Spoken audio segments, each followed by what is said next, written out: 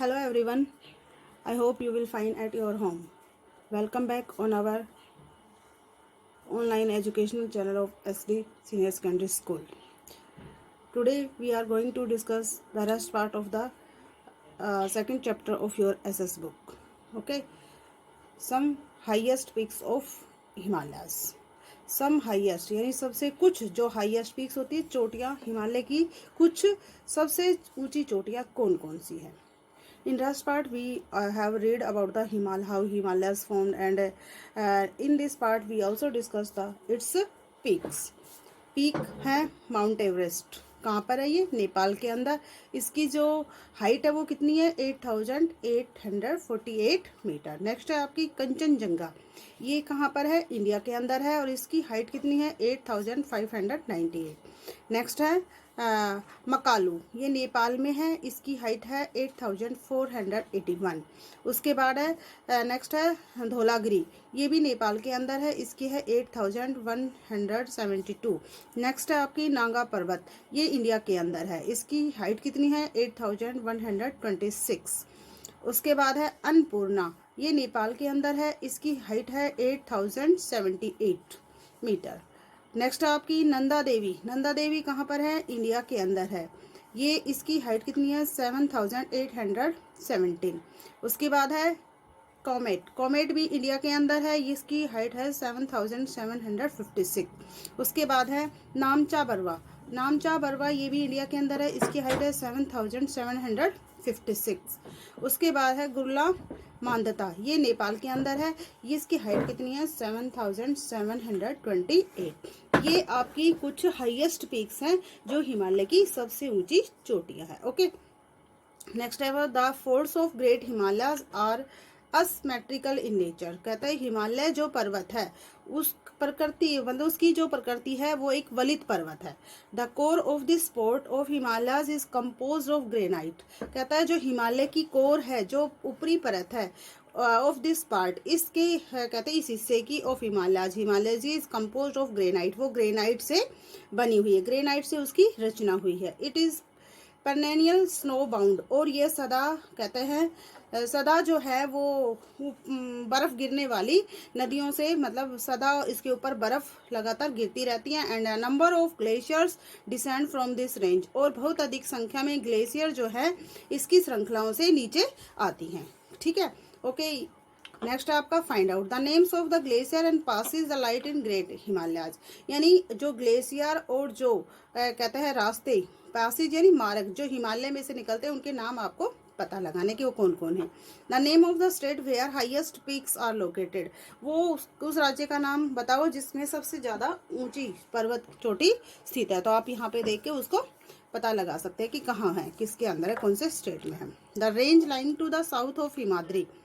कहता है the range श्रृंखलाएं जो कहता है दक्षिण में हिमाद्री के साथ लगती हुई forms the most rugged mountain. सबसे अधिक कठोर पर्वत सिस्टम, माउंटेन सिस्टम, पर्वत श्रृंखला का निर्माण करती है. And is known as Himachal और लेजर हिमालयाज. उनको हम किस नाम से जानते हैं? हिमाचल और लेजर हिमालयाज के नाम से जानते हैं. कौन सी श्रृंखलाओं को? जो साउथ से हिमाद्री की ओर पर्वत श्रृंखलाओं का निर्माण करती है. ओके. नेक्स्ट है the ranges are mainly composed of highly composed. कहते हैं ये जो श्रृंखलाएं हैं मुख्यतः इनकी रचना जो हुई है हाईली कंप्रेस्ड. कहता है अत्यधिक उच्च दबाव के कारण, अल्टर्ड रॉक और कहता है विकल्प चट्टानों के कारण. The altitude various between 3,700. और एल्टीट्यूड मीन्स हाइट. इनकी जो ऊंचाई है वो वेरीज यानी अलग अलग है. Between 3,700 and 4,500 metres. कितने के बीच में? 3,700 से लेकर 4,500 मीटर के बीच में इनकी ऊंचाई है. And the average width is of 50 kilometre. और इसकी औसत जो चौड़ाई है इन श्रृंखलाओं की वो कितनी है? 50 kilometre. Okay. While the Pir पंगाल range. पीर पंगाल जो रेंज है, पंजाल जो श्रृंखला है, forms the longest and the most important range. वो सबसे अधिक लंबी और सबसे अधिक महत्वपूर्ण श्रृंखला का निर्माण करती है. धाबुला दाबर एंड द महाभारता रेंजेज. कहता है धाबुला दाबर और जो महाभारत श्रृंखलाएं हैं आर ऑल्सो प्रोमिनेंट वंस. वो भी कहता है बहुत ही उनमें से एक महत्वपूर्ण है. This range consist of famous valley of Kashmir. इन श्रृंखलाओं में प्रसिद्ध जो घाटी है कश्मीर की वो भी इन्हीं में स्थित है। The Kangra and Kullu valley in Himachal Pradesh. Kangra और कुल्लू वैली की जो घाटी है वो हिमाचल प्रदेश के अंदर है। इट मीन्स जो श्रृंखलाएं इनके अंदर कौन कौन सी घाटाएं जो प्रसिद्ध और सुंदर घाटियां वो भी यहीं पर स्थित है। This region is well known for its hill station. ये जो क्षेत्र है वो अच्छी तरह से पहाड़ी स्टेशन के रूप में जाना जाता है। वेल नोन मतलब फेमस है, ये जाना जाता है। फाइंड आउट पता लगाएं location of Mussoorie Nainital Ranikhet from your Atlas. कहता है आपकी जो मानचित्र की बुक है उसकी में से आप देखें और बताएं कि उन लोकेशन यानी स्थिति इनकी कहाँ पर स्थित है। मसूरी है, नैनीताल है, रानीखेत है, ये सब क्या है हिली एरियाज हैं यानी पहाड़ी स्टेशन है, तो ये कहाँ पर स्थित है। And also name the state, और उन स्टेट्स का नाम भी आपको पता लगाना है वेयर दे आर लोकेटेड, जहाँ पर ये स्थित है। The outer most range of the Himalayas is called the Shiwalik. जो सबसे भारी श्रृंखला है हिमालय की उसको किस नाम से जाना जाता है, शिवालिक के नाम जाना जाता है, शिवालिक की पहाड़ियों के नाम से जाना जाता है। They extend over a wide of 10 to 50 kilometre. ये कहता है इनका फैलाव कहता है 10 से 50 किलोमीटर की चौड़ाई तक है। And have an altitude varying between 900 and 1100 metre, और इनकी जो ऊंचाई है वो अलग अलग 900 से लेकर 1100 मीटर के बीच में है। शिवालिक की जो पहाड़ियां हैं उनकी ऊंचाई कितनी है 900 से 1100 मीटर के बीच में, और उनकी वाइड कितनी है 10 से 50 kilometre. These ranges are composed of unconsolidated sediments. कहता है इन श्रृंखलाओं का की रचना का निर्माण होता है अनकॉन्सिडिलेटेड सेडिमेंट्स ब्रोड। कहता है जो सेडिमेंट्स होती है वो अपने साथ बहाकर ले आती हैं बाय रिवर्स, नदियों के द्वारा बहाकर लाई हुई कहते हैं जो मिट्टी होती है जो सेडिमेंट्स होती है उसके द्वारा होता है from the main Himalaya ranges.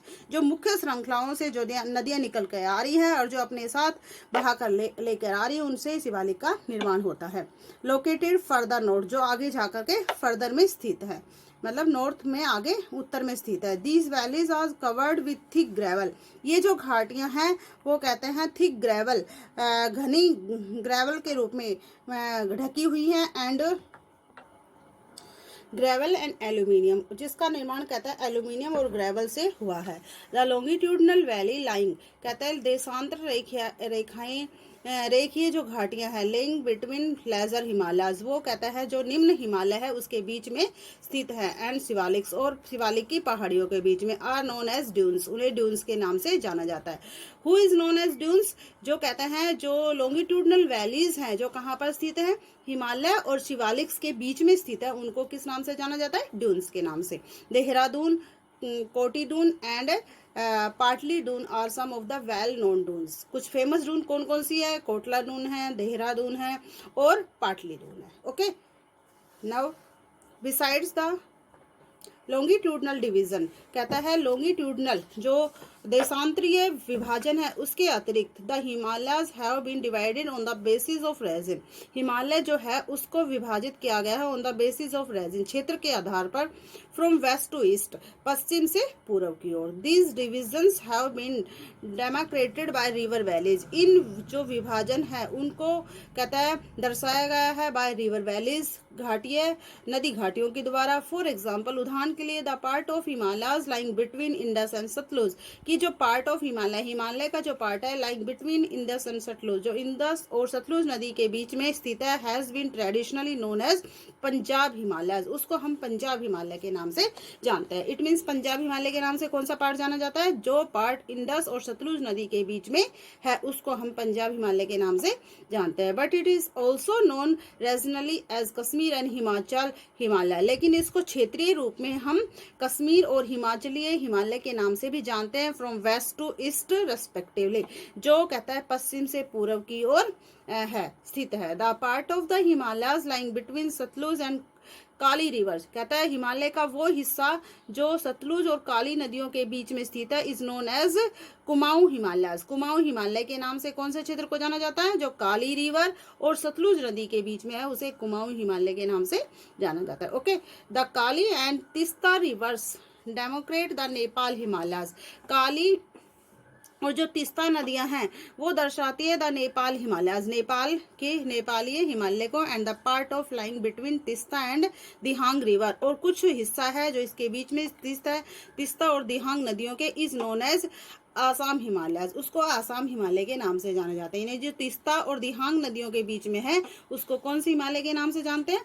Assam Himalaya के नाम से। There are regional names also in this broad categories, कहते हैं इनके क्षेत्रीय नाम भी हैं कुछ, कहते हैं विस्तृत विभाग में देखने पर। Find out some regional names of the Himalayas, यानी जो हिमालय की पर्वत श्रृंखला है उनके कुछ क्षेत्रीय नामों का पता लगाओ। यानी उनको हम क्षेत्रीय नामों से अलग बुलाते हैं और अपने जो हिस्ट्री के ज्योग्राफिकल नेम में अलग उनका नेम होता है। Okay, the Brahmaputra marks the eastern most boundary of the Himalaya, जब ब्रह्मपुत्र चिन्ह है द ईस्टर्न मोस्ट, वो कहता है पूर्व की ओर, most boundary of the Himalayas, वो कहता है सबसे अधिक सीमा है हिमालय की। बियॉन्ड द दिहांग, जो कहता है दिहांगोंग से दूर है। The Himalayas bend sharply to the south, Himalaya पर्वत जो है बड़ी तेजी से नीचे की ओर झुकता है दक्षिण में, and spread along the eastern boundary, और ये कहता है पूर्वी जो सीमाएं हैं उनकी ओर उनके साथ साथ फैलता है ऑफ द इंडिया, भारत के। They are known as the Purvanchal और the eastern hills and mountain, इनको हम पूर्वांचल और ईस्टर्न हिल्स के नाम से जानते हैं। ईस्टर्न पहाड़ियां यानी पूर्वी पहाड़ियां या पूर्वांचल, और माउंटेन्स या पर्वत श्रृंखलाओं के नाम से जानते हैं। These hills running through the northern eastern states, ये जो पहाड़ियां हैं वो कहता है उत्तरी जो पूर्वी राज्य है उनके बीच में से होती हुई, are mostly compose of stone sandstone, और मुख्यतः इनकी रचना जो हुई है मजबूत बालू मिट्टी से हुई है, विच आर सेडिमेंट्री रॉक, जो कि एक के कहता है सेडिमेंट्री चट्टानें होती हैं, कवर्ड विद डेंस फॉरेस्ट, और जो घने जंगलों से ढकी हुई है, सघन जंगलों से ढकी हुई है। They mostly run as parallel ranges, ये सामान्यतः कहता है समानांतर श्रृंखलाओं के साथ साथ चलती हैं, एंड वैलीज और घाटियों के। द पूर्वांचल कंप्राइजेज, पूर्वांचल में शामिल है पूर्वांचल में शामिल है Patkai hills, the Naga hills, Manipur hills and the Mizo hills. ये जो है वो कहाँ पर है? ये जो है कहाँ पर है? आपने पीछे पढ़ा था कि ये जो है कंप्राइजेज है पूर्वांचल में। पूर्वांचल की पहाड़ियां कौन कौन सी है? पटकई हिल्स है, नागा हिल्स है, मणिपुर हिल्स है और मिजो हिल्स है। Okay, the northern plain, northern plain यानी उत्तरी मैदान। The northern plain has been formed by the interplay of the three major river system, जो उत्तरी मैदान है हैज बीन फॉर्म्ड, उनका निर्माण हुआ है by the interplay of three major river, तीन मुख्य नदी प्रणालियों के द्वारा, namely the Indus, the Ganga and the Brahmaputra. वो तीन नदियां जो है अपने साथ बहाकर के जो मिट्टी लाती है उससे उत्तरी मैदानों का निर्माण हुआ है। वो कौन सी नदियां? इंडस है, गंगा है और Brahmaputra. Along with their tributaries, और उनके साथ साथ ट्रिब्यूटरीज होती है सहायक नदियां जो उनके साथ बहती हैं। This plain is formed of alluvial soil, इस मैदान का निर्माण जो है एलुवियल सॉइल से हुआ है। The deposition of alluvial in vast basin, कहता है जो एलुवियल जो सोयल है उसका एकत्रण इन वास्ट बेसिन, एक खुले मैदान में, laying at the foot hills, जो पहाड़ियों के नीचे स्थित है, ऑफ द हिमालय, हिमालय पर्वत की, ओवर मिलियंस ऑफ ईयर्स, ये लाखों सालों के बाद हुआ है। यानी उस मैदान को बनने में लाखों सालों का समय लगा। फॉर्म्ड देयर फर्टाइल प्लेन, और इसके कारण ये उपजाऊ मैदान बना। कहता है जो नॉर्थर्न प्लेन है वो सबसे फर्टाइल प्लेन है क्योंकि उसके अंदर तीन नदियां जो है ना उनके साथ उनकी ट्रिब्यूटरीज जो है वो ऊपर हिमालय से बहती हुई अपने साथ बहुत कुछ बहाकर लाती है और जो उस मैदान पे आके इकट्ठा कर देती है, जिसके कारण ये जो नॉर्थर्न प्लेन है वो सबसे अधिक फर्टाइल प्लेन है। Okay, it's spread over an area of 7 lakh square kilometre, यह कहता है लगभग 7 लाख स्क्वायर किलोमीटर तक फैला हुआ है। The plain being about 20,400 kilometre long, और इस समतल मैदान की जो लंबाई है 2400 किलोमीटर लंबी है, एंड 240 to 320 किलोमीटर बोर्ड, और ये 240 से लेकर 320 किलोमीटर तक चौड़ा है। कौन सा मैदान? Northern plain. It is a densely populated, ये सबसे ज्यादा सघन बसा हुआ क्षेत्र, सघन मतलब सबसे ज्यादा जनसंख्या यहाँ रहती है।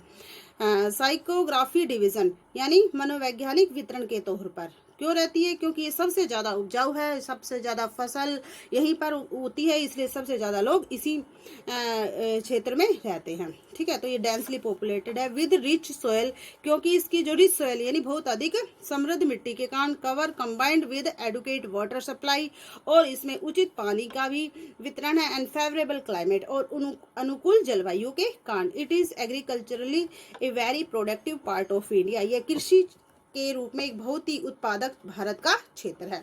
कौन सा? Northern plane. नॉर्थन प्लेन जो है कृषि के रूप में बहुत ही उत्पादक क्षेत्र है, इसलिए सबसे ज्यादा जनसंख्या ही रहती है, क्योंकि यहाँ पर पानी और जो कृषि के लिए फेवरेबल क्लाइमेट रहती है और यहीं पर ही मिलती है। This river coming from northern mountain, the river कहते हैं वो नदियां जो उत्तरी मैदानों पर्वतों से निकलती हैं, are involve in depositional work, वो भी कहता है इस एकत्रण के कार्य में शामिल हो जाती हैं। इन द लोअर कोर्स, निम्न के नीचे की ओर, ड्यू टू जेंटल स्लोप, कहता है बहुत ही जेंटल यानी कुछ ढलाने हैं, the velocity of the river, और नदी की जो वेलोसिटी यानी स्पीड जो गति है ऑफ द रिवर डिक्रीजेज, वो कम हो जाती है, which results in the formation of riverine island, जिसके परिणाम स्वरूप जो है रिवराइन यानी नदियाँ जो द्वीप है उनका निर्माण होता है। डू यू नो, क्या आप जानते हो, Majuli in the Brahmaputra river is the largest inhabited riverine island in the world. Majuli जो है वो ब्रह्मपुत्र नदी में वो सबसे बड़ा इनहेबिटेड यानी जहां पर निवास है रिवराइन आइलैंड, नदीय द्वीप है। रिवराइन आइलैंड मतलब नदीय द्वीप है इन द वर्ल्ड, संसार का। जो माजुली द्वीप है ब्रह्मपुत्र नदी के अंदर, उसके अंदर सबसे अधिक लोग निवास करते हैं, जिसको हम क्या बोलते हैं, वो कहता है इस संसार का सबसे बड़ा रिवराइन आइलैंड है। Okay, the rivers in their lower course split into numerous channels, ये नदियां जो है अपने निम्न मार्ग में split into the numerous channels, अनेक चैनलों से होकर के गुजरती है, due to the deposition of silt, जिसके कारण सिल्ट जो है एकत्र हो जाती है। These channels are known as distributaries, इन चैनल्स को हम डिस्ट्रीब्यूटरीज के नाम से जानते हैं। जिस चैनल के जरिए ये नदियां गुजरती है उनको क्या किस नाम से जानते हैं? Distributaries. The northern plain is broadly divided into 3 section, उत्तरी जो मैदान है उनको व्यापक तौर पर 3 विभागों में विभाजित किया गया है। The western part of the northern plain is referred to as the Punjab, कहता है जो पश्चिमी भाग है नॉर्थन प्लेन, जो उत्तरी मैदानों का पश्चिमी भाग है, उसको हमने क्या is referred to as the Punjab plains, उसको पंजाब के मैदानों की ओर संकेत करता है। यानी जो नॉर्थन प्लेन का जो पश्चिमी भाग है वो किसकी ओर संकेत करता है? पंजाब प्लेन्स की ओर, पंजाब के मैदान। Formed by the Indus and it's tributaries, जिसका निर्माण इंडस और इसकी सहायक नदियों के द्वारा हुआ है। The largest part of this plain, इस मैदान का सबसे बड़ा हिस्सा लाइज इन पाकिस्तान, वो पाकिस्तान में स्थित है। यानी जो वेस्टर्न पार्ट है नॉर्थन प्लेन्स का, उसका सब ज्यादा हिस्सा कहाँ पर है? पाकिस्तान में। The Indus and it's tributaries, Indus और इसकी सहायक नदियां, the Jhelum, the Chenab, the Ravi, ये क्या है? इसकी ट्रिब्यूटरीज है इंडस की। ठीक है, and Ravi, the Beas and Satluj originate in the Himalayas, वो हिमालय से निकलती है। This section of the plain is dominated by the doab, और इस विभाग को हम इस मैदान को हम किस रूप में मनोनीत करते हैं? दोआब के नाम से। तो कई बार क्वेश्चन आता है दोआब क्या है? दोआब वो है जो नदियां निकलती हैं और कहता है उस विभाग को हम कहाँ पर, उस क्षेत्र को किस नाम से जानते हैं? दोआब के नाम से। डू यू नो, क्या आप जानते हो, Doab is made of 2 words, कि दोआब जो है 2 शब्दों से बना है। डू मीनिंग 2 यानी 2, एंड आब मीनिंग वाटर। तो यहाँ पे हो गया डू मीन्स 2 और आब मीन्स पानी, water. Similarly Punjab is also made up for 2 words, Punjab जो है वो भी 2 ही शब्दों से बना है। पन मीनिंग 5 प्लस मीनिंग वाटर यानी नदियां, वाटर का मीनिंग है रिवर। तो यहाँ पे पंजाब मीन्स यहाँ से 5 नदियां निकलती है, इसलिए पंजाब का नाम पंजाब रखा। ठीक है, 5 नदियां जहाँ से निकलती है वो क्षेत्र कौन सा है? पंजाब। तो दोआब कौन सा क्षेत्र है? जहाँ से 2 नदियां निकलती है।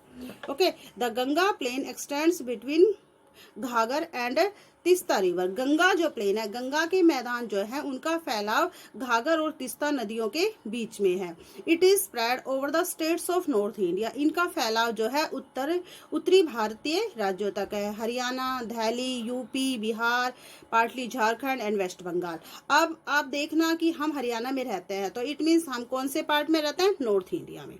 नॉर्थ इंडिया के अंदर कौन कौन से आते हैं? हरियाणा है, दिल्ली है, यूपी है, बिहार है, पार्टली झारखंड यानी झारखंड का कुछ हिस्सा, and West Bengal to east, और इसके पूर्व में वेस्ट बंगाल है। Particularly in Assam lies the Brahmaputra plain, सामान्यतः जो आसाम है वो कहाँ पर है, ब्रह्मपुत्र के मैदानों में स्थित है। The northern plains are generally described as flat, जो उत्तरी मैदान है उनको सामान्यतः फ्लैट यानी समतल मैदानों का रूप में वर्णन किया गया है। फ्लैट लैंड यानी समतल मैदान, with no variation in its relief, कहता है इस जिसके अंदर कोई भी ढलाने में, इनकी चट्टानों में कोई विभिन्नता नहीं है। इट इज नॉट ट्रू, यह सच नहीं है। These vast plains also have diverse, कहते हैं ये जो विशाल मैदान है ये इनमें भी विभिन्नता है। रिलीफ फीचर्स, कहता है इसकी जो भौगोलिक स्थितियां हैं उनमें भी विभिन्नता है। According to the variation in relief feature, according to the variation, कहता है विभिन्नता के अनुसार, the relief feature the northern plains can be divided into 4 region, जो उत्तरी मैदान है उनको हम 4 भागों में बांट सकते हैं। The river after descending from the mountain, वो नदियां जो कहते हैं पर्वतों के नीचे से गुजरती है। Deposit pebbles in a narrow belt, वो आकर के नीचे पेबल्स होते हैं कंकड़ पत्थरों को एक नैरो बेल्ट में इकट्ठा कर देती है। Of about 8 to 60 kilometre in width, जिनकी चौड़ाई लगभग कितनी है, 8 से 16 kilometre in width. Lying parallel to the slopes of the Shiwalik, जो शिवालिक की पहाड़ियों के ढलानों के साथ साथ समानांतर चलती हैं। ठीक है, it is known as Bhabar. Bhabar, Bhabar क्या है, भाबर क्या है, यानी जो नदियां नीचे से गुजरती है और अपने साथ जो कंकड़ पत्थर लेकर आती है उसको एक नैरो बेल्ट के अंदर इकट्ठा कर देती हैं, जो कहाँ पर है, शिवालिक की पहाड़ियों की ढलानों के साथ साथ है। तो उसको हम किस नाम से जानते हैं, भाबर के नाम से। ऑल द स्ट्रीम्स डिसअपियर, और ये सारे झरने अदृश्य या लुप्त हो जाते हैं इन दिस भाबर बेल्ट, इस भाबर बेल्ट में आने के बाद। साउथ ऑफ द बेल्ट, कहता है दक्षिण में ये बेल्ट, द स्ट्रीम्स, झरने एंड रिवर्स, और नदियां remerge and cast a wet, कहता है दोबारा से उत्पन्न होती है and create a wet swampy and marshy region, और एक गीला और कहता है कीचड़ वाला क्षेत्र बनाती है, नोन एज तेराई, जिसको हम तेराई के नाम से जानते हैं। तेराई कौन सा क्षेत्र है, जब यही नदियां दोबारा से निकलती हैं और एक कहता है माझी और दलदला क्षेत्र और गीला क्षेत्र जब बनाती, उसे तेराई के नाम से जानते हैं। This was a thickly forested region full of wildlife, this was a thickly forested, ये कहता है कम बसा हुआ जंगल है। Region full of wildlife, कहता है जो वन्य जीव प्राणियों से भरा हुआ है। The forest have been clear to create agriculture land, कहता है जंगलों को यहाँ काट कर साफ किया गया है कृषि योग्य भूमि के लिए। And to settle migrants for Pakistan, और कहता है माइग्रेंट जो प्रवासी पाकिस्तान से आए हुए हैं उनको यहाँ सेटल करने के लिए। आफ्टर पार्टीशन, यानी विभाजन के बाद, जब भारत और पाकिस्तान का विभाजन हुआ तो उसके बाद जो पाकिस्तान से जो लोग आए थे उनको सेटल करने के लिए इन जंगलों को साफ किया गया। Locate Dudhwa national park in the resin, कहता है इन क्षेत्रों में दुधवा नेशनल जो पार्क है वो भी स्थित है। The largest part of northern plains is formed of older aluminium, जो सबसे बड़ा हिस्सा है उत्तरी मैदानों का, is formed of older aluminium, वो ओल्डर एल्यूमिनियम से उनका निर्माण हुआ है। They lie above the flood plains of the river, ये कहते हैं above the flood plains of the river, नदियों का जो समतल मैदान है उनके ऊपर स्थित है। And present A terrace like feature, और वर्तमान में एक छत की तरह छत की जैसी आकृति बनाते हैं। This part is known as Bhangar, इसे बांगर के नाम से जानते हैं। यानी बांगर क्या है, एक नॉर्थन प्लेन का एक हिस्सा जो पुरानी एल्यूमिनियम से बना है और जब ऊपर की ओर उठता है इन मैदान में और एक छत्रनुमा आकार को बनाता है, उसे हम बांगर के नाम से जानते हैं।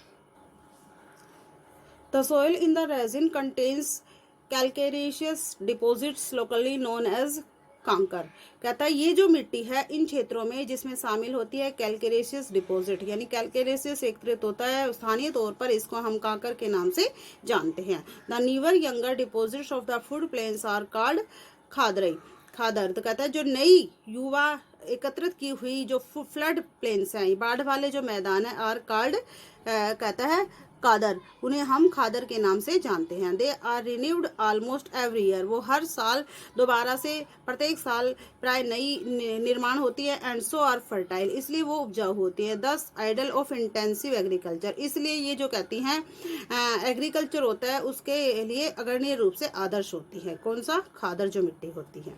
ठीक है, पेनिनसुलर प्लेटू, पेनिनसुलर प्लेटूज यानी peninsular is a place which is surrounded by 3 sides of water. ठीक है, तो पेनिनसुलर प्लेटू यानी पठारीय जो क्षेत्र है इज टेबल लैंड, वो कहता है टेबल के आकार का है, कंपोज्ड ऑफ ओल्ड क्रिस्टलाइन, जिनका हम निर्माण कहता है ओल्ड क्रिस्टलाइन से हुआ है, इग्नीशियस एंड मेटामॉर्फिक रॉक, और कहता है इग्नीशियर और मेटामॉर्फिक रॉक चट्टानों से हुआ है। पेनिसुलर प्लेटू का निर्माण किससे हुआ है? क्रिस्टलाइन, इग्नीशियस और मेटामॉर्फिक रॉक चट्टानों से। It was formed due to the breaking of drifting of Gondwana, इसका निर्माण जो है वो कहता है ड्रिफ्टिंग टूटने से और बहने से of the Gondwana land, Gondwana जो भूमि है उसके टूटने और बहने से हुआ है, एंड दस और इस प्रकार से making it A part of oldest landmass, इस प्रकार से ये कहता है एक बहुत पुराना भूमि का भूभाग है। लैंडमास मीन्स भूभाग। The plateau has broad and shallow, ये जो पठार है वो चौड़ा है और सैलो मीन्स खोखला, सैलो वैलीज और खोखली घाटियां हैं, एंड राउंडेड हिल्स और इसमें कहता है गोल पहाड़ियां हैं। This plateaus consist of two broad division, इस पठार के अंदर दो चौड़े विभाजन है, नेमली द सेंट्रल हाईलैंड जिनके नाम है केंद्रीय उच्च भूभाग, एंड द डक्कन प्लेटू और डक्कन के plateau. The part of peninsular plateau lying to the north of the Narmada river, जो कहता है पेनिनसुलर जो प्लेटू है lying to the north of Narmada river, वो कहता है नर्मदा जो नदियां हैं इनके उत्तर में स्थित है। Covering a major area of Malwa plateau, जो कहता है बहुत अधिक मालवा क्षेत्र के पठार के बहुत अधिक क्षेत्र को कवर करता है, is known as central highland, उसको हम सेंट्रल हाईलैंड के नाम से जानते हैं। The Vindhyan ranges is bounded by the central highland, कहता है विंध्यान जो श्रृंखलाएं हैं is bounded by the central highland, वो चारों ओर से सेंट्रल हाईलैंड से घिरी हुई हैं, on the south and the Aravalis on the north west, और कहता है इसके दक्षिण में Aravali on the north west और पूर्व और पश्चिम में अरावली की पहाड़ियां है। The further westward extension gradually merges the sandy, कहता है आगे की ओर जो पश्चिम में इसका फैलाव जो है वो सामान्यतः कहता है sandy and rocky desert of Rajasthan, पथरीला और जो मिट्टी वाला राजस्थान का जो रेगिस्तान है उससे हुआ है। The flow of river draining this region, कहता है फ्लो ऑफ रिवर इस नदियों का जो बहाव है अपवाह के जरिए इस क्षेत्र का निर्माण करता है, namely the Chambal and the Sindh, the Betwa and Ken is from south west, कहता है उत्तर पश्चिम में कौन कौन से बनते हैं? चंबल, सिंध है, बेतवा है और केन से इनका निर्माण होता है। The Betwa and Ken is from south to north east, और कहता है उत्तर पूर्व के अंदर केन है। 10 इंडिकेटेड द स्लोप, इस प्रकार से ये इन ढलानों का की ओर संकेत करती हैं। The central highland are wider in the west, जो सेंट्रल हाईलैंड है वो पश्चिम की ओर चौड़ा है, but narrower in the east, लेकिन पूर्व में जाकर वो नैरो हो जाता है, तंग हो जाता है। The eastward extension of this प्लेटू, कहता है पूर्व की ओर जो इसका फैलाव है इस पठार का, are locally known as the Bundelkhand, उसको हम बुंदेलखंड के नाम से जानते हैं या बघेलखंड के नाम से भी जानते हैं। यानी पूर्व की ओर इस पठार के को हम किस नाम से जानते हैं? बुंदेलखंड और बघेलखंड के नाम से। The Chota Nagpur प्लेटू marks the further eastward expansion, और जो छोटा नागपुर का पठार है वो चिन्हित करता है आगे की ओर पश्चिम की तरफ इसके फैलाव को। Drained by the Damodar river, जिसका निर्माण दामोदर रिवर की नदियों के अपवाह के कारण हुआ है। यानी छोटा नागपुर कहाँ है? ये हमारे ईस्ट की ओर है, इस पठार के ईस्ट की ओर।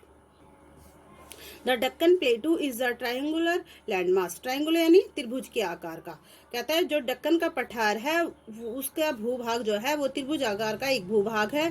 That lies to the south of the river Narmada, जो नर्मदा नदी के दक्षिण में स्थित है। यानी डक्कन का पठार कहाँ है? नर्मदा नदी के दक्षिण में, और इसका आकार कैसा है? ट्रायंगुलर, यानी त्रिभुज के आकार का भूभाग है। The Satpura ranges flanks its broad base, Satpura की जो श्रृंखलाएं हैं पहाड़ियां हैं, ब्रॉड इस बेस, कहते हैं ये नीचे से आधार से चौड़ी हैं, इन द नॉर्थ उत्तर में, वाइल द महादेव, कहता है जबकि जो महादेव है the Kashmir hills and the Michael range, और जो माइकल श्रृंखलाएं हैं फ्रॉम इट्स एन एक्सटेंशन, इसके पश्चिम पूर्व की ओर उनका फैलाव है। यानी पूर्व में किनका फैलाव है?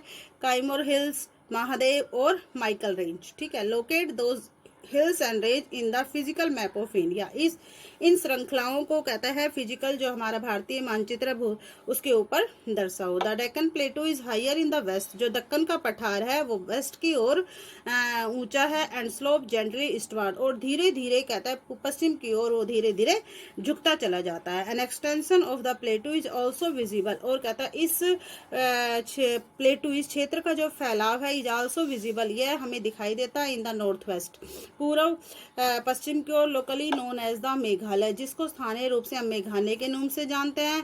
कार्बी अलोंग प्लेटूज, और कहता है कार्बी एंगलोंग प्लेटू पठार के नाम से भी जानते हैं। नॉर्थन कच्चर हिल्स, और नॉर्थ कहता है कोचर हिल के नाम से भी जानते हैं। It is spread by fault from the Chota Nagpur plateau, it is separated, ये अलग हो जाता है बाय ए फॉल्ट, एक किसी कमी के कारण, फ्रॉम द छोटा नागपुर प्लेटू, छोटा नागपुर पठार से ये अलग हो जाता है। 3 prominent hill ranges from the west, 3 प्रमुख पर्वत श्रृंखलाएं जो पश्चिम से पूर्व की ओर है, आर द गारो, द खासी एंड द जैंता हिल्स। पूर्व और पश्चिम की ओर कौन सी इसकी प्रमुख पहाड़ियां हैं? गारो है, खासी है और जैंता हिल्स है। Okay, the western Ghat and eastern Ghat, अब आता है पश्चिमी घाट और पूर्वी घाट। Mark the western and the eastern edge of the Deccan plateau respectively, वो कहते हैं पूर्व की किनारों की ओर, दक्कन प्लेटू के पूर्व किनारों की ओर संकेत करते हैं, पूर्व और पश्चिम किनारों की ओर संकेत करते हैं। यानी पूर्व की ओर वेस्टर्न घाट, पश्चिम की तरफ eastern Ghat. Western Ghat lies parallel to the eastern coast, कहता है वेस्टर्न घाट जो है वो ईस्टर्न कोस्ट, वेस्टर्न जो पश्चिमी तट है उसके समानांतर स्थित है। They are continuous and can be cross through passes only, they are continuous, वे लगातार बनते रहते हैं, एंड कैन बी क्रॉस, और उनको पार किया जा सकता है थ्रू पासेज, यानी केवल मार्ग के जरिए ही। लोकेट द थाल, भोर एंड द पाल घाट, कहता है पाल घाट, भोर घाट, और इनको दर्शाओ in the physical map of India, भारत के भौतिक मानचित्र पर। The western Ghat are higher than the eastern Ghat, अब ये क्या बताता है कि जो वेस्टर्न घाट है वो ईस्टर्न घाट से ऊंचा है। The average elevation, elevation means ऊंचाई, जो औसत ऊंचाई है इज 900 to 16 मीटर, इज इनकी जो औसत ऊंचाई है वो कितनी है? 900 से 1600 metre, as against 60 metre 600 metre of the eastern Ghat, और कहता है 600 मीटर है पूर्वी घाट्स की। The eastern Ghat stretch from the Mahanadi valley, जो पूर्वी घाट है उसका फैलाव महानदी वैली से लेकर to the Nilgiri in the south, दक्षिण में नीलगिरी नदियों तक है। The eastern Ghats are discontinuous and irregular, जो ईस्टर्न घाट है वो डिसकंटिन्यूस यानी लगातार नहीं होता है, लगातार नहीं है, एंड इरेगुलर और नियमित नहीं है, and dissected by rivers draining, और ये कहता है बहने वाली जो नदियां हैं उनके द्वारा मतलब इसका निर्माण होता है into the bay of Bengal, Bengal की खाड़ी में। The western Ghat cause orographic rain, जो वेस्टर्न घाट है इसके कारण ओरोग्राफिक बारिश होती है, by facing the rain being moist winds to rise along the western slope, जिसके कारण जो होती है जब कभी बारिश की कमी होती है तो इसके कारण वेस्टर्न स्लोप्स ऑफ द घाट, पश्चिमी जो ढलाने हैं घाट्स उस पर कहते हैं इनकी बारिश होती है। The Western Ghats are known for different local names, पश्चिमी घाट को अलग अलग स्थानीय नामों से जाना जाता है। The height of the western Ghat progressively increase from north to south, कहता है हाइट पश्चिमी घाट की जो ऊंचाई है वो प्रोग्रेसिवली इंक्रीजेज, वो कहता है नियमित रूप से घटती रहती है, फ्रॉम नॉर्थ टू साउथ, उत्तर से दक्षिण की ओर। The highest peak include the Anamudi, कहता है सबसे ऊंची चोटी भी अनाई मुदी वो भी इसी के अंदर शामिल है, जिसकी हाइट है 2695 मीटर्स। एंड द दोदा बेटा जो है 2637 मीटर्स, वो भी इसी के अंदर है। महेंद्रगिरी इसकी हाइट है 1501 metre, it is the highest peak in the eastern Ghat, ये ईस्टर्न घाट की सबसे ऊंची चोटी है। कौन कौन सी है जो आपने देखा? मुदाई है, दोदा बेटा है और महेंद्रगिरी है, ये ईस्टर्न घाट की सबसे ऊंची चोटियां हैं। सिवराइज south east of the eastern Ghats locate the famous hill station of Udagamandalam, कहता है ये जो है फेमस ऊटी जो फेमस स्टेशन है उसका निर्माण होता है popularly known as Ooty and Kodaikanal जो है, और ऊटी के नाम जो फेमस हिल स्टेशन है उनका निर्माण भी यहीं पर होता है। One of the distinct feature of the peninsular प्लेटू, एक जो विशिष्ट विशेषता है इस प्रायद्वीपीय पठार की, इज द ब्लैक सोयल, इसके अंदर काली मिट्टी होती है। Area known as Deccan trap, और इस क्षेत्र को हम डक्कन के ट्रैप के नाम से जानते हैं। दिस इज वोल्केनिक ओरिजिन, यहाँ पर कहता है ज्वालामुखी पैदा होता है। Hence the rocks are igneous, इसी के कारण जो चट्टाने हैं वो इग्निशियस होती हैं। Actually these rocks have denuded over time, वास्तव में ये जो चट्टाने हैं वो कहते हैं डिन्यूड ओवर टाइम, काफी समय लगातार समय से इनका मतलब ये टूटती रहती हैं। Are responsible for the formation of black soil, और कहता है इन्हीं चट्टानों के उत्तरदायित्व के परिणाम स्वरूप काली मिट्टी का निर्माण होता है। The Aravali hills lie on the western and western margin. कहता है अरावली की जो पहाड़ियां हैं पश्चिम और उत्तर पश्चिमी क्षेत्र में स्थित है of the Himalayas. Peninsular plateau यानी प्राद्वीपीय पठार, these are highly eroded hills, ये कहता है उच्च इरोडेड भूमि कटाव की जो पहाड़ियां हैं, and are found as broken hill, और टूटी हुई पहाड़ियों के बीच में पाई जाती है। They extend from Gujarat to Delhi, इनका फैलाव जो है गुजरात से लेकर दिल्ली तक है। इन साउथ वेस्ट, कहता है साउथ वेस्ट यानी दक्षिण से पश्चिम की ओर, नॉर्थ ईस्ट डायरेक्शन, उत्तर कहता है पूर्व के दिशा में। द इंडियन डेजर्ट, भारतीय रेगिस्तान, the Indian desert lies towards the western margin of the Aravali hill, भारतीय रेगिस्तान जो है टुवार्ड्स द वेस्टर्न मार्जिन, ये पश्चिमी क्षेत्र में है ऑफ द अरावली हिल, अरावली की पहाड़ियों के पश्चिम क्षेत्र में भारतीय रेगिस्तान स्थित है। It is an undulating sandy plain, यह कहता है न खत्म होने वाला रेतीला मैदान है, कवर्ड विद सैंड ड्यून, जिसमें रेत के बड़े बड़े टीले हैं। This region receives very low rainfall, ये इस क्षेत्र में बहुत ही कम बारिश होती है, बिलो 150 मिलीमीटर पर ईयर, एक साल के अंदर कितनी बारिश होती है 150 millimetre. It has arid climate, इसकी जो जलवायु है वो शुष्क है। विद लो वेजिटेशन, कम वनस्पति होती है। कवर, इसके अंदर बहुत ही कम वनस्पति पाई जाती है। Stream appears during the rainy season, झरने जो है वहाँ पर वो बरसात के मौसम के दौरान दिखाई देते हैं। सून आफ्टर दिस अपीयर, शीघ्र ही वो फिर लुप्त हो जाते हैं। इनटू द सैंड, मिट्टी में। As they do not have enough water to reach the sea, क्योंकि उनके पास समुद्र से पर्याप्त पानी पहुंचाने के लिए नहीं होता है। Luni is the only large river in this region, Luni जो है वो इस क्षेत्र की सबसे अधिक बड़ी नदी है। लूनी जो कहाँ की नदी है बड़ी, इंडियन डेजर्ट की। बारचांस यानी क्रेस्केंट शेप ड्यून्स, क्रेस्केंट शेप ड्यून्स को बारचांस के नाम से जानते हैं। कवर लार्जर एरिया, वो सबसे अधिक बड़े क्षेत्र को कवर करती है। बट लॉन्गिट्यूडनल ड्यून, लेकिन देशांतरी जो टीले हैं बिकेम मोर प्रोमिनेंट, वो और अधिक महत्वपूर्ण बन जाते हैं। Near the Indo Pakistan boundary, जो इंडियन पाकिस्तान की जो सीमा है उसके नजदीक जाकर ये और अधिक महत्वपूर्ण बन जाते हैं। इफ यू विजिट जैसलमेर, यदि आप जैसलमेर जाओगे, you may go to see a group of barchan, तो आप वहां पर एक ग्रुप ऑफ बारचन्स को वहां पर देख सकते हो। द कोस्टल प्लेन यानी पहाड़ी, कोस्टल होता है पठारीय मैदान। The peninsular plateau is flanked by stretch of narrow in coastal strip, peninsular जो प्लेटू है पठार है, इज फ्लैंक्ड, उसका फैलाव है by stretch of narrow coastal strip, कहता है छोटी जो नैरो कोस्टल पठारीय जो धारियां होती हैं उनके द्वारा उनका फैलाव है। Running along the Arabian Sea on the west, जो पश्चिम में अरेबियन सी के साथ साथ बहती हुई, and the bay of Bengal on the east, और पूर्व में बे ऑफ बंगाल की खाड़ी के साथ साथ बहती हैं। द ईस्टर्न कोस्ट, कहता है वेस्टर्न कोस्ट जो पश्चिमी तट है, सैंडविक्ड बिटवीन द ईस्टर्न घाट, वो कहता है सैंडविचेस, कहता है मिट्टी का एक फैलाव है between the western Ghat and the Arabian sea, पश्चिमी घाट और अरेबियन समुद्र के बीच। इस इज नैरो प्लेन, ये एक कहता है समतल मैदान है। नैरो प्लेन यानी एक तंग मैदान है। इट कंसिस्ट ऑफ 3 सेक्शन, इसके अंदर 3 विभाग है। The northern part of coast is called the Konkan, जो उत्तरी पार्ट है उसको हम किस नाम से जानते हैं, कोकन के नाम से, जिसके अंदर आते हैं मुंबई और Goa. The central stretch is called the Kanara plain, और जो केंद्रीय फैलाव है उसको हम नाम से जानते हैं कनाद प्लेन के नाम से। वाइल द साउथर्न स्ट्रेच, लेकिन जबकि जो दक्षिणी फैलाव है is refer to as the Malabar coast, उसको मालाबार कोस्ट के नाम से, मालाबार तट के नाम से जानते हैं।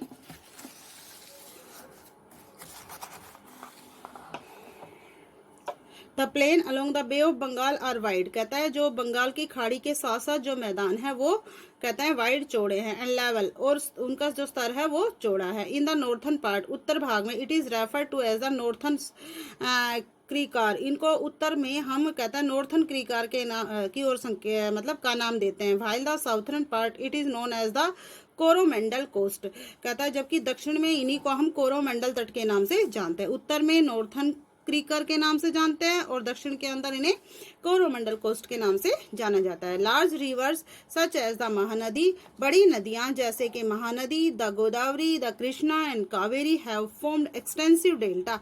इसके कारण बहुत अधिक कहते हैं विशाल डेल्टा का निर्माण होता है। ऑन दिस कोस्ट, इस तट पर lake Chilika is an important feature along the eastern coast. जो चिलिका झील है वो एक महत्वपूर्ण विशेषता है ईस्टर्न कोस्ट की। चिलिका झील ये क्या है, एक खारे पानी की झील है जो कहाँ पर पाई जाती है, उड़ीसा के अंदर। और इस ये क्या कौन सा है, ईस्टर्न कोस्ट है, पूर्वी पठार है, पूर्वी तट है, जो सबसे बड़ी विशेषता है। Okay, the Chilka jheel is the largest salt water, आ गया ना।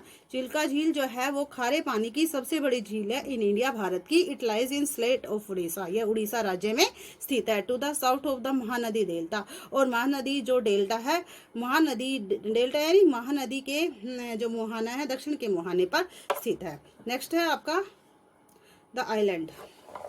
You have already seen the India has a vast mainland, आप पहले ये देख चुके हैं कि भारत एक विशाल भूभाग है। बिसाइड द कंट्री, देश के साथ साथ has also two group of island, इसके दो कहते हैं द्वीपों के भी दो ग्रुप हैं। Can you identify this island of group, क्या आप इन ग्रुपों को सूचित कर सकते हैं, उनको पहचान सकते हैं। लोकेट द लक्षद्वीप आइलैंड, कहता है लक्षद्वीप आइलैंड को की स्थिति group flying across the Malabar coast, और जो उनके साथ जो दल है जो मालाबार तट ऑफ केरला, केरला के अंदर है मालाबार तट, उसके साथ साथ जो आइलैंड है उनकी स्थिति दर्शाओ। This group of island is compose of small coral island, ये जो दल है, ये जो ग्रुप है इन द्वीपों का, इनकी रचना छोटे छोटे कोराल जो द्वीप है उनसे हुई है। Earlier they were known as Laccadive, Minicoy and Amindivi, कहता है पहले हम इनको लोकोडिव, मिनिकॉय और अमीन दीव के नाम से जानते थे। इन 1973 में these were 1973 name as Lakshadweep, कहता है 1973 में इनको लक्षद्वीप का नाम दे दिया गया। जो पहले वो छोटे छोटे थे अमनदीव और वो तीन जो हमने बताए थे, उनको हमने बाद में 1973 में लक्षद्वीप का नाम दे दिया। It covers small area of 32 square kilometre, यह छोटे क्षेत्र को 32 किलोमीटर स्क्वायर क्षेत्र को कवर करता है। Kavaratti island in the administrative headquarter, जो कवरती द्वीप है वो इनका प्रशासनिक मुख्यालय है। एडमिनिस्ट्रेटिव हेडक्वार्टर, यहाँ से प्रशासन होता है, मुख्यालय है ऑफ लक्षद्वीप। लक्षद्वीप जो ग्रुप है उनका जो मुख्यालय वो क्या है, प्रशासनिक मुख्यालय कहाँ पर है, कवरती के अंदर। ठीक है। The island group has great diversity of flora and fauna, कहता है इस आइलैंड के अंदर बहुत अधिक मात्रा में फ्लोरा और फ्यूना यानी प्राणी जगत और कहता है वनस्पति जगत में विभिन्नता है।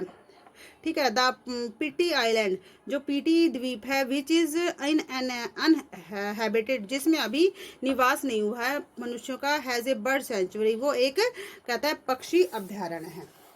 ठीक है। अब आता है कोराल पोलिपस और शॉर्ट लिव माइक्रोस्ट्रोफिक ऑर्गेनिज्म। कोराल पोलिपस है थोड़े समय तक रहने वाले सूक्ष्म प्राणी है। विच लिव इन कॉलोनी, जो कि कहते हैं समूह में रहते हैं। They flourish in shallow mud free and warm water, कहता है ये खोखली कीचड़ फ्री और कहता है गर्म कहता है पानी के अंदर ये फलते फूलते हैं। दे सीक्रेट कैल्शियम कार्बोनेट, और ये कहते हैं गुप्त रूप से कैल्शियम कार्बोनेट में रहते हैं। The coral section and their skeletons, coral का जो सेक्ट्रेन और देयर स्केल्टन्स और उनका ढांचा form coral deposit in the form of reefs, कहता है इसके कारण फॉर्म ऑफ रीफ का निर्माण होता है। They are mainly of 3 kinds, ये मुख्यतः 3 प्रकार के होते हैं, barrier reef, fringing of reef और atolls. The Great Barrier Reef of Australia is good example of the first kind of the coral reef. जो ग्रेट बैरियर रीफ है वो इन चट्टानों का, इन रीफ का सबसे बड़ा एग्जाम्पल है। एटॉल्स और सर्कुलर ऑफ हॉर्स, कहता है एटॉल्स जो है वो सर्कुलर आकार में है ऑफ शेप्ड कोरल रीफ, और कोरल रीफ का आकार जो है वो सर्कुलर है। Now you see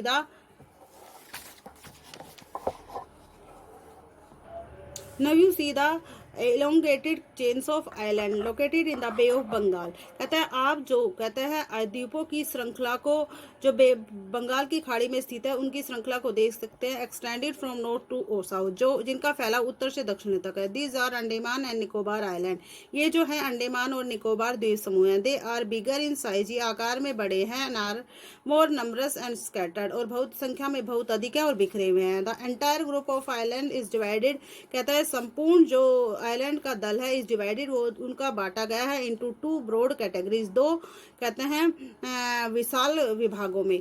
the Andaman in the north, उत्तर में Andaman, and the Nicobar in the south, और साउथ में Nicobar. It is believed that, ये विश्वास किया जाता है that these island are an elevated portion of submarine mountain, ये जो हिस्से हैं ग्रुप के, ये कहते हैं सब मैराइन जो डूब गया, जो जलमग्न हो गया माउंटेन पर्वत, उसका कुछ हिस्सा थे।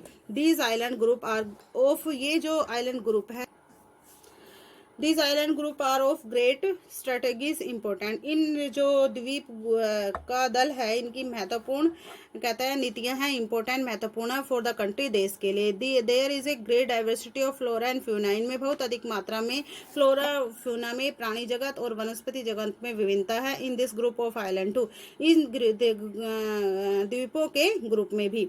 This island is like close to equator, ये जो द्वीप है वो इक्वेटर यानी भूमध्य रेखा के साथ स्थित है। एंड एक्सपीरियंस इक्वेटेरियल क्लाइमेट, और इक्वेटेरियल भूमध्य जो जलवायु है उसका अनुभव करते हैं। And has thick forest cover, और इसमें कहता है बहुत कम क्षेत्र जो है वो जंगलों से ढका हुआ है।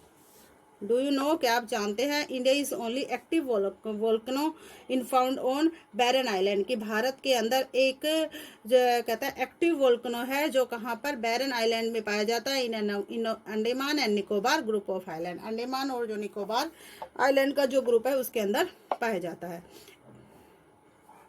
A detailed account of the different psychographic units, कहता है एक विस्तृत जो अकाउंट्स विवरण है of the different psychographic unit, इन मनोवैज्ञानिक भौगोलिक इकाइयों का highlights the unique features of each region, ये कहते हैं जो प्रत्येक क्षेत्र की अनोखी जो विशेषताएं हैं उनको हाईलाइट्स करते हैं, उनको प्रकाशित करते हैं।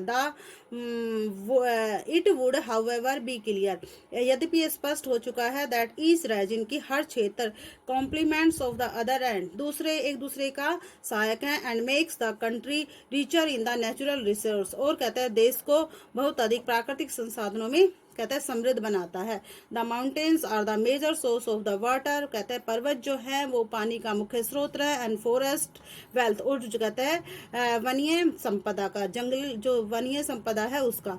The northern plains are the granaries of the country, जो उत्तरी मैदान है वो कहता है देश का अन्न का भंडार है। They provide the base of the early civilisation, ये